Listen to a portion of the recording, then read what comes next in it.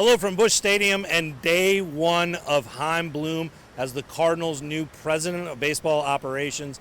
I am St. Louis Post-Dispatch baseball writer Derrick Goold, joined, of course, by Benjamin Hochman, sports columnist. You know him as 10 Hochman.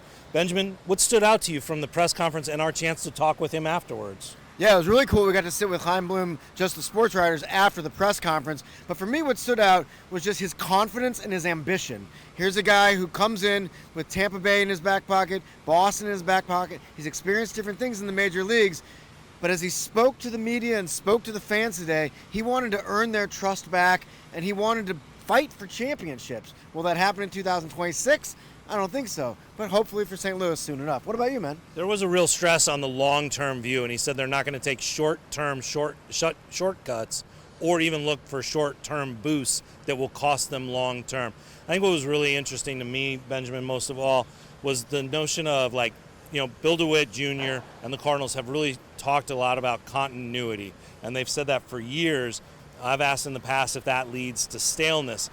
We heard a little bit of how Chaim is going to try to blend that. He's talking about continuity on the coaching staff with manager Oliver Marmol. They've really worked close together about their plans for this winter and next offseason.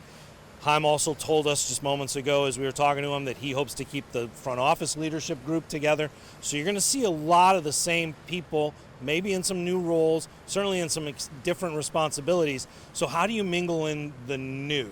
And I think that we saw maybe some evidence of that. Certainly something that's new from last offseason, Benjamin, is they're going to be able to spend a bit. It sounds like he's going to go shopping. He said it might be for free agency, it might be for trades, but it won't be an offseason like last year where they didn't make a major league move at all.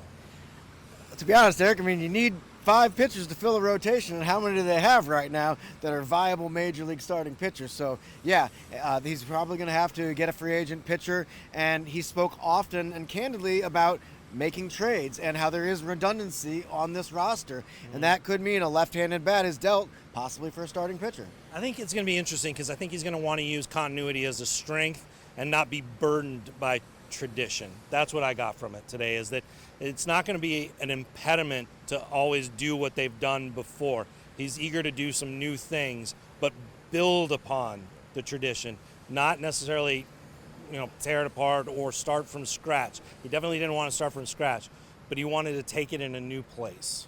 No question. He hit all the right notes. He mentioned George Kissel, Branch Rickey, a lot of the people that came before him, generations before, that helped not only build the Cardinals, but build baseball.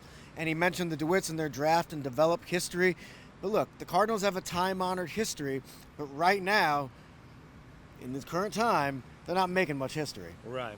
So day one of Chaim Bloom as president of baseball operations is really day 600 of having Chaim Bloom around the organization, and now he gets started on really a busy offseason, looking at trading Nolan Arenado, possibly trading Sonny Gray.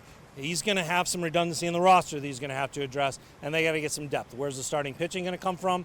Where's the power going to come from? And how do they create a space for J.J. Weatherholt to compete for a starting job in spring training? All of this is ahead for the Cardinals in this offseason. Benjamin, thank you very much for joining me.